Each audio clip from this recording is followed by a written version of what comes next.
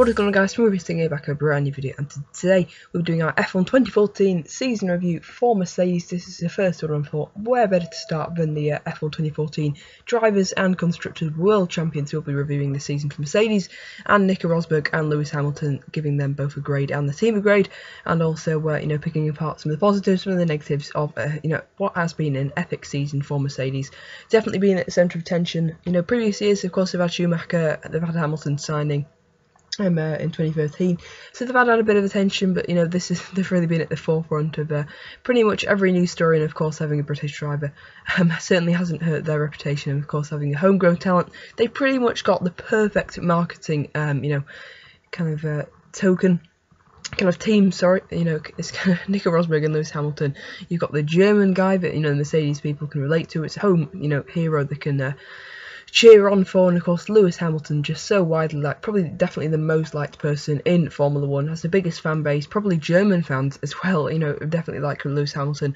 I know a lot of people in the Mercedes team do really like Lewis Hamilton. They really do think he's an amazing talent, and of course having legions and legions of supporters compared to Nico Rosberg, who's probably got about 1/5 of the supporters Lewis Hamilton's had, and that has been an absolute major impact, I think, on the season. And I'll be talking a bit about turning points and where I think this championship was won and where it's lost for Rosberg. Anyway, let's take you through the season then. Just a quick whistle to stop tour. Well, of course, we started out in Australia then, as you can remember. Rosberg starting third on the grid. Hamilton was first. Hamilton, of course, retired pretty early on. Rosberg, pretty much had the lead for the whole race. Pretty commanding win for him. And of course, in the next 4 races between Malaysia, Bahrain, China, Spain, we saw Lewis Hamilton winning all of those. Bahrain and Spain quite close, while Malaysia and China were quite dominant victories after, I believe, Rosberg did fall behind, I think, on the opening lap in China, and I think he just didn't really have the pace to keep up with Hamilton at Malaysia, and definitely Malaysia is one of Hamilton's very strongest tracks. So, after 5 races, we saw that, Lewis Hamilton had finally taken back the lead that he'd lost to Nico Rosberg at the opening race. Of course, that retirement, Rosberg was 25 points ahead. He managed to close that, though, after the Spanish Grand Prix, where I think they were separated by less than 2 seconds, I think, over the line. Those 4 races, pretty close. Saw some great battles in Bahrain. Definitely one of the highlights and best races for the season for the Mercedes duo. We really did see their dominance. I think they pulled out about 30 seconds after the safety car restart, and probably about 10-20 laps. They were just really amazing stuff from Mercedes. They have just been so dominant. It's easy to forget how dominant they actually have been. 18 pole positions, 16 wins. It's just been an amazing season. 701 points, compared to last year, 3 wins, second in the constructors. They've gone one better this year, and probably the biggest domination, I'd say, since the 1988 McLaren. Was it 1989? I'm going to get killed for this, but anyway, I'll just go with the 88 McLaren. Really dominant car, and of course, they won all the races but one. Yeah, so it was 1988, I believe.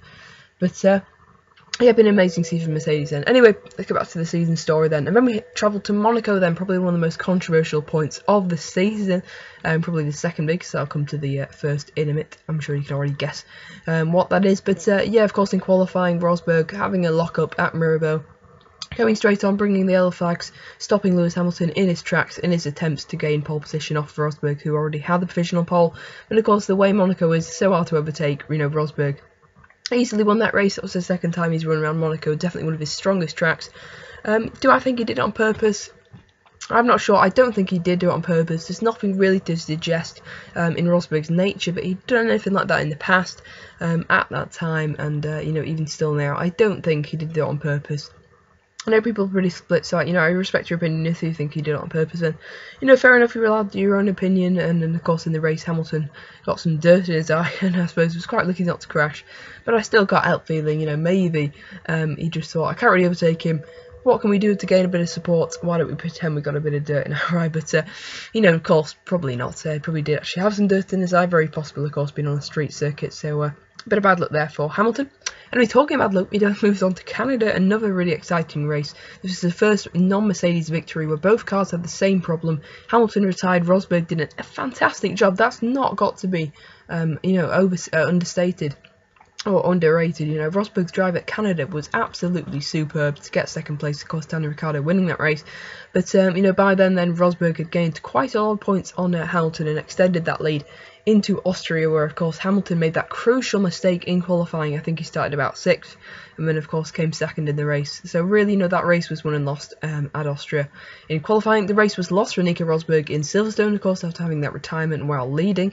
I really, you know, that was really disappointing for me, because I really wanted to see them, you know, going head to head and you know, having a great battle at Silverstone in front of course, Hamilton's home fans, and that could have been one of the great races of the season.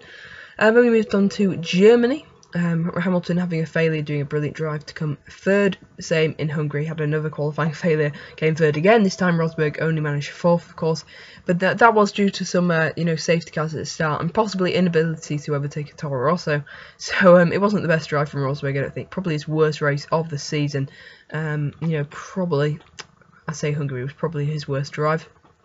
Spa got onto controversy, racing incident. I'm not really going to say much more about it. You know, there's no way Rosberg could have known, but he was going to puncture Lewis Hamilton's tyre. You know, if you did that, you know, recreated that 4 times out of 5, that would have been a puncture. And, you know, sadly, it was just that one. Sorry, it wasn't. It wouldn't have been a puncture. Or it could have been a puncture for both of them. It would have basically not happened like that. You know, 4 out of 5 times, but of course it did. Unlucky for Hamilton, unlucky for Rosberg, you know, both of them. Clearly racing incident. He apologised, but I do, you know, stress he didn't say he actually did it on purpose. All he said was, you know, I'm sorry for the, you know, the contacts.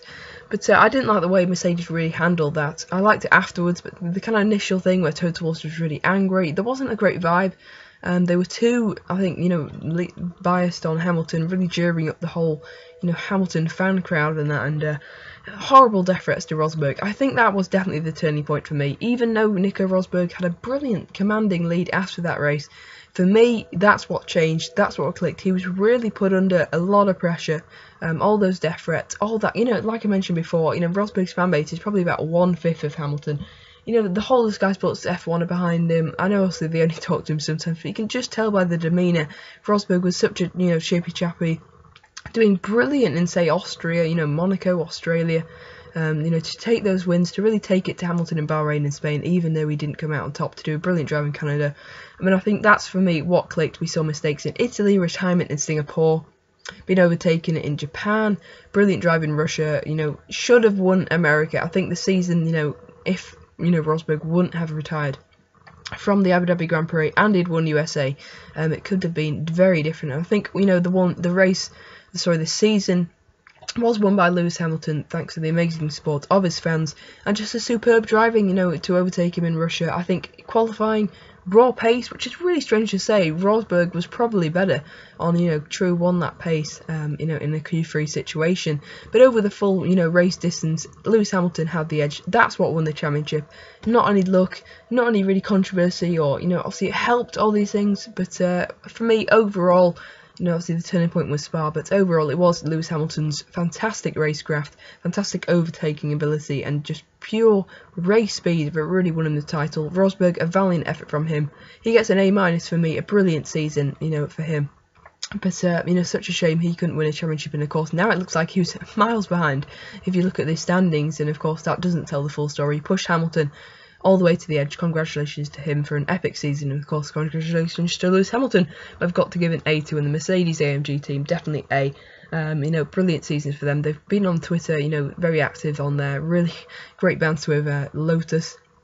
And, you know, just really good stuff from Mercedes. They're a really likeable team. I know they've gained a lot of new followers, and of course I'm fine with that. If people want to follow Mercedes, they can follow whoever they want. I know they've just started winning now, but, you know, that's perfectly fine. They're such a likeable team, so, you know, they're always kind of, I don't think anyone really dislikes them, but I'm just hoping next season someone will challenge Mercedes, because otherwise we'll get another year of this Rosberg, Lewis Hamilton, Sky Sports F1 being biased, people complaining about Sky Sports F1, people complaining about Hamilton fanboys giving Rosberg death threats, Rosberg fans sucking up to him, and all that stuff. Hopefully, I really do hope we just don't get that again, but it's looking pretty likely.